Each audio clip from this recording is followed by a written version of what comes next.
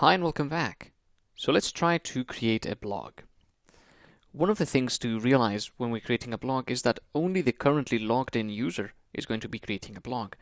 So we don't need the user ID for anything in the root. So in order to create a new root for the blog creation, it is fairly simple. We simply say blogs new, for example. And then we define the method. And here is what's going to happen when this endpoint gets reached. And really what's going to happen is one of two things. If the endpoint gets reached with some data, or if the endpoint gets reached with no data. So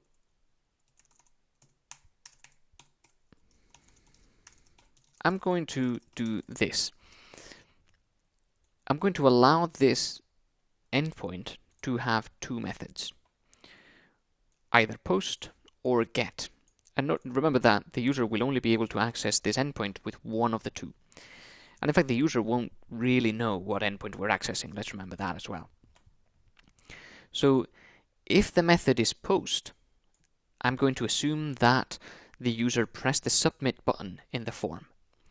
If the endpoint is get, the user just arrived at the endpoint.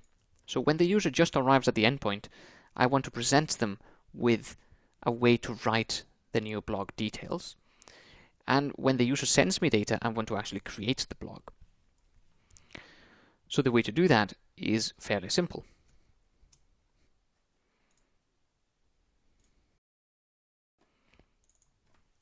Simply use an if statement. If request.method is get, else do something else. So if the request method is get, I want to return render template, where the template is going to be new blog.html. And if the request method is post, then I want to accept the data that has been sent to this endpoint and then create the new post. So how do we accept the data? Quite simple. Title is request.form title. Content is request.form content. And that is it. Sorry, instead of content, this is actually description for a blog. I nearly forgot that. And blogs only have title and description. Let's go into the blog model and make sure that that is the case. So title and description is everything. And then they've also got an author. And the author, which is not the same as the author ID, has also to be shown there. So the author is simply the current user. So we get by email, session email, and then we say the user email is simply user email, so we don't need to do that. Okay, so now we've got the user as well. And then what we do is simply create a new blog. Blog,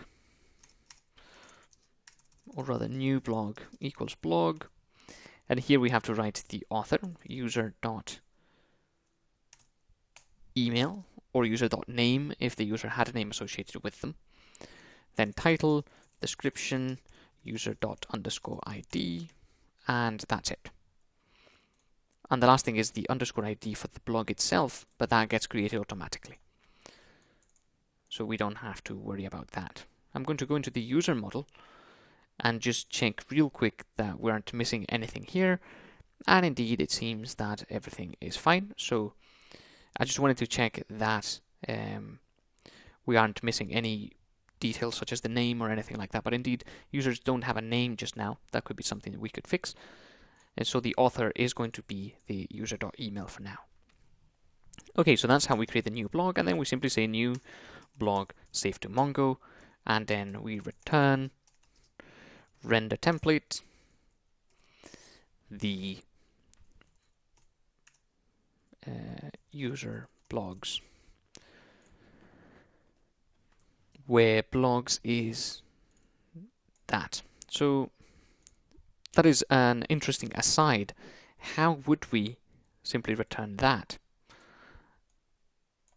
And the answer is actually we want to return not just a page that says you've created your blog, but we want to redirect the user to his blogs.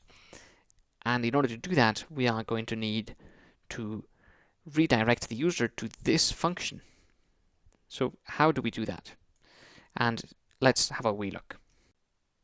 So instead of returning the render template function, we're going to return a make response function.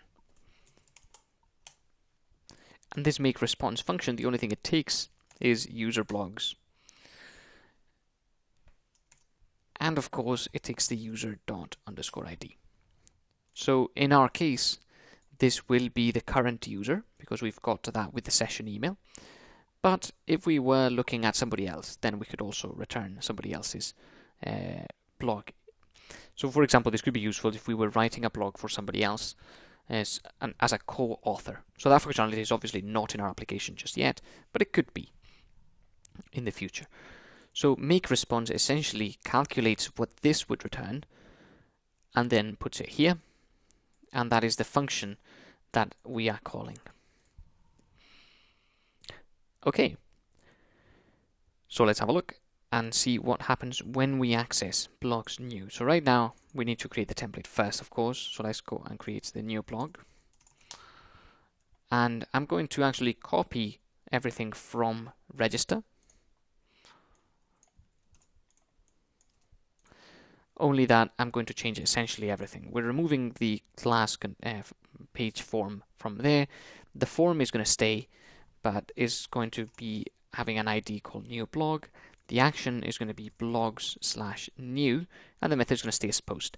So this form, when we press submit, is going to send a post request to this URL, which in turn is going to say is request method get, no, it's post. That's what the form sends, and then it's going to send the create the new blog. If the user accesses the URL directly, that's going to be a get request. So we're going to render the template. Okay, and then we need, instead of a label for email, we need a label for title. Notice how it goes red because we don't have a title ID there. Okay, and then instead of label for password, is going to be a label for description. And then we need to do that here. And this has to be text as well, of course. And then instead of sign up, we can use something better like create blog, for example. Okay, so now we've got all the different parts of our application there. Let's see what happens when we go into blog/new. So we get a form. Okay, my blog. This is a web blog. And create blog. And there we have it. Hurrah! So that worked. And now we've got my 3 blogs here. Notice, however, we're still in blogs new. So that is an interesting one. If we refresh the page, we may or may not create another blog. So let's see what happens. Notice that created it again. However, if we press enter, we go back into the form. So maybe we weren't doing things exactly the way we should be doing them. But that is something that I'll let you investigate if you want to do that, or if not, we'll be looking at that later on in the course, of course. So, nevertheless, it does do what we wanted it to do. So, the next thing is to create posts. So, we're going to do that in the very next video, and it's going to be pretty much exactly the same. So, I'll see you there.